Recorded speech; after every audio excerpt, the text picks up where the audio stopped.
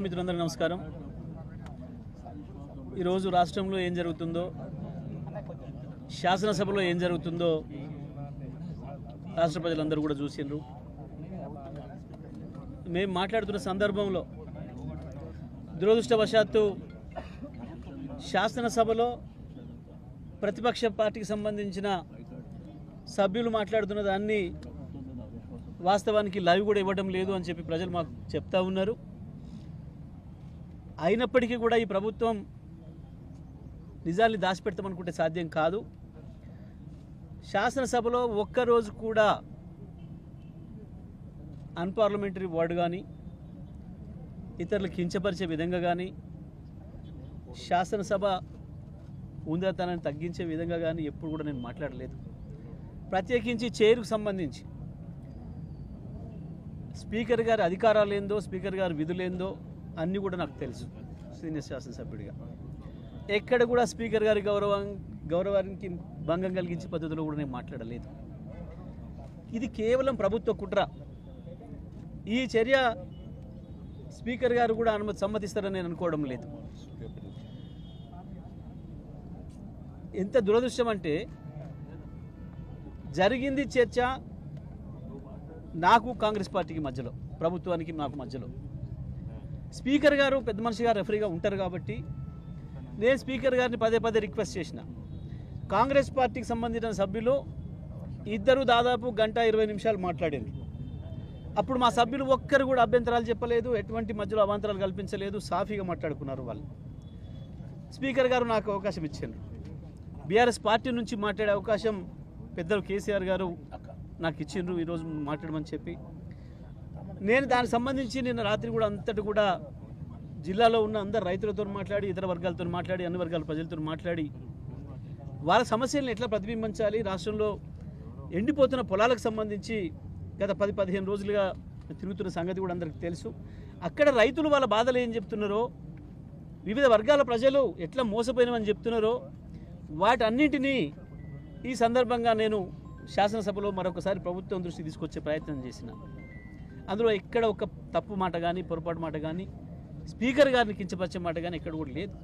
ప్రభుత్వాన్ని నిలదీసే మాట ఉంది, ప్రభుత్వం బట్టలిపే మాట ఉంది, ఉండి తీరుతుంది. ప్రతిపక్షంగా మా బాధ్యత. ప్రజలు మాకంటే ఇంకెక్కువ ఆక్రోషంగా ఉన్నారు. ప్రజల భాషలో వింటే ఈ ముఖ్యమంత్రి కానీ, ఈ ప్రభుత్వంలో ఉండే మంత్రులు కానీ నిజంగా సోయిన వాళ్ళైతే ఆ పదవిలో 1 నిమిషం కూడా ఉండకూడదు. బహుశా ఈ ప్రపంచంలోనే ఏ పరిపాలకుడు పడినటువంటి తిట్లు ప్రజలతో పడుతున్నారు. అయినా సిగ్గు లేకుండా దాంట్లో ఉంటున్నారు. ఇవాళ నా సస్పెన్షన్ అనేది పెద్ద ఇది నన్ను భయపెట్టించే అంశం కాదు. ఇంతకంటే ఎక్కువ దుర్మార్గాలను ఎదుర్కొని వచ్చినాం. చంద్రబాబులు, రాజశేఖర రెడ్డిల నియంతృత్వాలను ఎదుర్కొని వచ్చినాం. అన్నీ చూసి వచ్చిన వాళ్ళం. కేసీఆర్ నాయకత్వంలో రాడుదేలిన వాళ్ళం. ఇవి ఏమి మమ్మల్ని ఆపలేవు, మా గొంతు నొక్కలేవు. ఇంకా ఇంకా ఇంకా బలంగా మా గొంతును వినిపిస్తాం. ఒక్క శాసనసభలో ఆపినంత మాత్రాన ప్రజాక్షేత్రంలో మమ్మల్ని ఆపలేరు. కానీ ఇవాళ ఒక కారణం చూపించలేదు.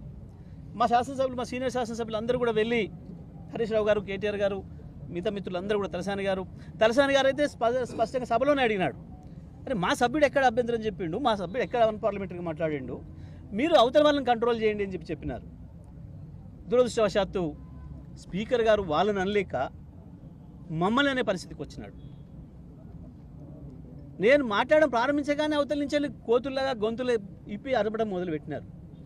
నేను స్పీకర్ గారికి పదే పదే విజ్ఞప్తి చేసిన, స్పీకర్ గారు దయచేసి మీరు వాళ్ళని కంట్రోల్ చేయండి, నాకు మాట్లాడే అవకాశం ఇవ్వండి, మీకు అధికారం ఉంది, వాళ్ళని కూర్చోబెట్టండి అని చెప్పి నేను రిక్వెస్ట్ చేసిన. అదే సందర్భంలో నేను చెప్పిన, ఈ సభ వాళ్ళది కాదు, ఇది కాంగ్రెస్ పార్టీది కాదు, ఈ సభ అందరిది, ఈ సభలో అందరికీ సమాన హక్కులు ఉన్నాయి, ఈ సభ పెద్దగా మీకు ఆ బాధ్యత ఉంది, మీరు ఒక్క మమ్మల్ని మాత్రమే అనడానికి లేదు, అందరినీ కూడా కంట్రోల్ చేయాల్సిన అవసరం ఉంది, సభ నడపాల్సిన బాధ్యత మీకు ఉంది అనే విషయాన్ని గుర్తు చేసిన. ఆ ఒక్క రిక్వెస్ట్ చేసిన నేను. కానీ ఇక్కడ ఏ అనని మాటలు పట్టుకొని ఇక ఆ తర్వాత వరుసపెట్టి ఇంత నిస్సిగ్గుగా బీఆర్ఎస్ పార్టీ సభ్యులకు శాసనసభ ఆవరణలో మాట్లాడే అవకాశం రాకుండా ఒకరి తర్వాత ఒకరు 26 మందిని వాళ్ళ శాసనసభ్యులతో మాట్లాడించారు. ఏం మాట్లాడతారు? శాసనసభ స్పీకర్ స్థానం గురించి కదా మాట్లాడుతున్నది. దానికి కులము మతం ఉంటుందా? అయినా దళితుల గురించి మాట్లాడాల్సి వస్తే ఈ రాష్ట్రంలో ఎక్కడ ఏ శాసనసభ నియోజకవర్గ స్థానంలో ఎక్కడ ఏ మున్సిపాలిటీలో ఇచ్చినారో లేదో తెలియదు, కానీ నా దగ్గర సూర్యాపేటలో నా మున్సిపల్ చైర్మన్ జనరల్ మహిళా స్థానంలో ఒక ఎస్సీ మహిళా సోదరిమణికి అవకాశం ఇచ్చి 5 సంవత్సరాలు విజయవంతంగా పూర్తి చేయించిన ఒక అద్భుతమైన పరిపాలన చేసి మంచి పేరు తెచ్చుకుంది.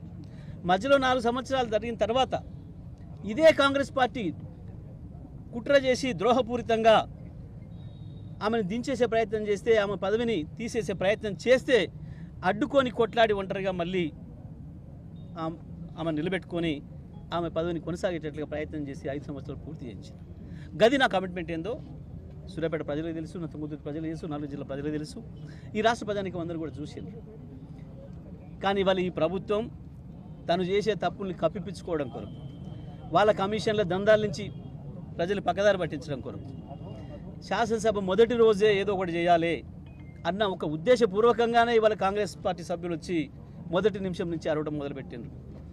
నిన్న వాళ్ళ ముఖ్యమంత్రి ఏదో క్లాస్ వీక్ పోయినాడని, ఇవాళ లేకపోతే బాగుండదని ముఖ్యమంత్రి మెప్పు పొందడం కొరకో ఈ రకంగా కాంగ్రెస్ పార్టీ ప్రభుత్వం యొక్క ప్రతిపక్షం యొక్క గొంతును వినపడకుండా చేసే కుట్ర చేసింది.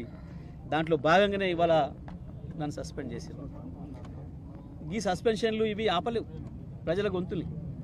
ఏవి లేనాడు కేసీఆర్ ఒక్కడిగా బయలుదేరి ఒకరొక్కరిగా మమ్మల్ని తయారు చేసి మొత్తం ప్రపంచానికి తెలంగాణ గొంతును వినిపించి తెలంగాణను తీసుకొచ్చిన కేసీఆర్ నాయకత్వంలో రాడు తగిలిన సైనికులకు మాకు గివి పెద్ద సమస్య కాదు.